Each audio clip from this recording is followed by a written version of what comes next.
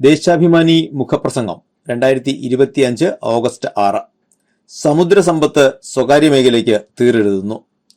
സമുദ്രമേഖലയിലെ ആണവധാതു ഖനനവും പര്യവേക്ഷണവും സ്വകാര്യ മേഖലയ്ക്ക് കൈമാറാനുള്ള അതീവ ഗുരുതരമായ പ്രത്യാഘാതങ്ങൾ ഉളവാക്കുന്ന കേന്ദ്ര നീക്കത്തെ ചെറുത്ത് തോൽപ്പിക്കേണ്ടിയിരിക്കുന്നു.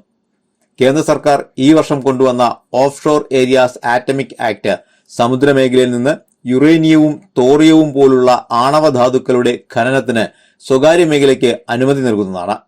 സ്വകാര്യ കരാറുകാരും വിദേശ ഏജൻസികളും ആഴക്കടൽ ധാതു ഖനന മേഖലയിലേക്ക് ഇതോടെ കടന്നുവരും. അനിയന്ത്രിതമായ ഖനനവും പര്യവേക്ഷണവും കടലിന്റെ ആവാസ വ്യവസ്ഥയെയും ജൈവ വൈവിധ്യത്തെയും മത്സ്യസമ്പത്തിനെയും നശിപ്പിക്കും. രാജ്യത്തിന്റെ ഭക്ഷ്യസുരക്ഷയ്ക്ക് ഭീഷണി സൃഷ്ടിക്കും. മീനുകളുടെ ഭക്ഷ്യശൃംഖലയെ ഇല്ലാതാക്കും. ധാതുമണലിനെ അടിസ്ഥാനമാക്കി പ്രവർത്തിക്കുന്ന പൊതുമേഖലാ സ്ഥാപനങ്ങൾക്ക് അസംസ്കൃത വസ്തുക്കൾ കിട്ടാതാകും.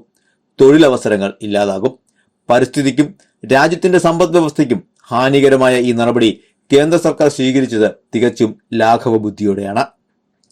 ഇന്ത്യയുടെ തനത് സാമ്പത്തിക മേഖലയിൽ ആണവധാതുക്കളുടെ പര്യവേക്ഷണവും ഖനനവും നിയന്ത്രിക്കാൻ ലക്ഷ്യമിട്ട് 2002 കൊണ്ടുവന്ന ഓഫ് ഷോർ ഏരിയാസ് മിനറൽ ആക്ടിന് കീഴിൽ 2025 ചട്ടം കൊണ്ടുവന്നതിന്റെ ലക്ഷ്യം ഊർജ സ്വയാശ്രയത്വമാണെന്നാണ് കേന്ദ്ര സർക്കാർ വാദിക്കുന്നത്.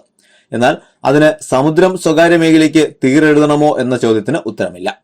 പരമ്പരാഗതമായി ആണവധാതുക്കളുടെ ഖനനവും പര്യവേക്ഷണവും കേന്ദ്ര പൊതുമേഖലാ സ്ഥാപനങ്ങളും സർക്കാർ നിർദ്ദേശിക്കുന്ന ഏജൻസികളുമാണ് നിർവഹിക്കുന്നത്. ഏറെ പാരിസ്ഥിതിക ആഘാതമുണ്ടാക്കുന്ന സമുദ്രത്തിലെ ആണവധാതുക്കളുടെ ഖനനം സ്വകാര്യ മേഖലയ്ക്ക് കൈമാറുന്നതിന് പിന്നിൽ പക്ഷേ നിക്ഷിപ്ത താല്പര്യങ്ങളല്ലാതെ മറ്റൊന്നും കാണുന്നില്ല.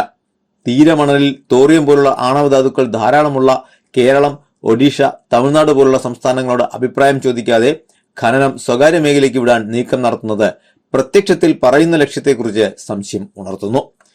കടൽമണൽ ഖനനം സ്വകാര്യ മേഖലയ്ക്ക് കൈമാറാനുള്ള നടപടികൾ കടുത്ത എതിർപ്പിനിടയിലും ലേലഘട്ടത്തിൽ എത്തി നിൽക്കുന്ന സാഹചര്യത്തിലാണ് കടലിലെ ആണവധാതുക്കളുടെ ഖനനവും സ്വകാര്യ മേഖലയെ ഏൽപ്പിക്കാൻ നീക്കം ശക്തമായിരിക്കുന്നത്. മത്സ്യത്തൊഴിലാളികളിൽ നിന്നും പാരിസ്ഥിതിക പ്രവർത്തകരിൽ നിന്നും കടുത്ത എതിർപ്പുണ്ടായിട്ടും കടൽ മണൽ ഖനന തീരുമാനത്തിൽ നിന്നും പിന്നോക്കം പോകാൻ കേന്ദ്ര സർക്കാർ തയ്യാറായിട്ടില്ല. മണൽ ഖനനം ചെയ്യാൻ കരാറെടുക്കുന്ന കമ്പനികൾ പാരിസ്ഥിതിക ആഘാത പഠനം നടത്തി കേന്ദ്ര പരിസ്ഥിതി ഫിഷറീസ് മന്ത്രാലയങ്ങളിൽ നിന്ന് വ്യവസ്ഥകൾക്ക് വിധേയമായി പെർമിറ്റ് നേടണമെന്നും അതോടെ എല്ലാ ആശങ്കകൾക്കും പരിഹാരമാകുമെന്നാണ് കേന്ദ്ര ഖനിമന്ത്രി കിഷൻ റെഡ്ഡി പാർലമെന്റിൽ അറിയിച്ചത്. എന്നാൽ കടൽ മണൽ ഖനനം ഉയർത്തുന്ന വലിയ വെല്ലുവിളികൾക്ക് ഇത് മറുപടിയാകുമെന്ന് പ്രതീക്ഷിക്കാനാകില്ല. മൂലധന സമ്പദ് വ്യവസ്ഥ പ്രകൃതി വിഭവങ്ങളെ വിവേകശൂന്യമായി കൊള്ളയടിച്ചതിന്റെ ദുരന്തം പാരിസ്ഥിതിക മേഖലയിൽ കാലാവസ്ഥാ വ്യതിയാനമായി ലോകം അനുഭവിക്കുന്നു. എന്നിട്ടും കൊള്ളലാഭം മാത്രം ലക്ഷ്യം വയ്ക്കുന്ന സ്വകാര്യ കമ്പനികൾക്ക് പ്രകൃതി വിഭവങ്ങൾ അടിയറ വയ്ക്കാൻ മത്സരിക്കുകയാണ് നവ ഉദാര സാമ്പത്തിക നയങ്ങളുടെ വക്താക്കളായ വലതുപക്ഷ സർക്കാരുകൾ. അവയിൽ മുൻനിരയിലാണ് BJP ഭരിക്കുന്ന ഇന്ത്യ ഗവൺമെന്റ്. കരയിലും കടലിലുമായി പ്രകൃതി കരുതി വച്ചിരിക്കുന്ന അമൂല്യ വിഭവങ്ങളെ ലാഭക്കൊതിക്ക് വിട്ടുകൊടുക്കുകയാണ് കേന്ദ്രം ചെയ്യുന്നത്. പരിസ്ഥിതിയെ തകർക്കുന്നതും പരമ്പരാഗത തൊഴിലുകൾ ഇല്ലാതാക്കുന്നതുമായ ഈ നീക്കം ഏതു വിധേനയും എതിർത്ത് തോൽപ്പിക്കപ്പെടേണ്ടതാണ്. സമുദ്രമേഖലയിലെ ആണവധാതു ഖനനവും പര്യവേക്ഷണവും സ്വകാര്യ മേഖലയ്ക്ക് കൈമാറുന്നതിന് കൊണ്ടുവന്ന പുതിയ ചട്ടം പിൻവലിക്കണമെന്ന് വ്യവസായ മന്ത്രി P. രാജീവ് കേന്ദ്രത്തോട് ആവശ്യപ്പെട്ടിട്ടുണ്ട്. അതോടൊപ്പം കേന്ദ്രത്തിൽ സമ്മർദ്ദം ചെലുത്തും വിധം ബഹുജന പ്രക്ഷോഭവും ഉയർന്നു വരേണ്ടിയിരിക്കുന്നു.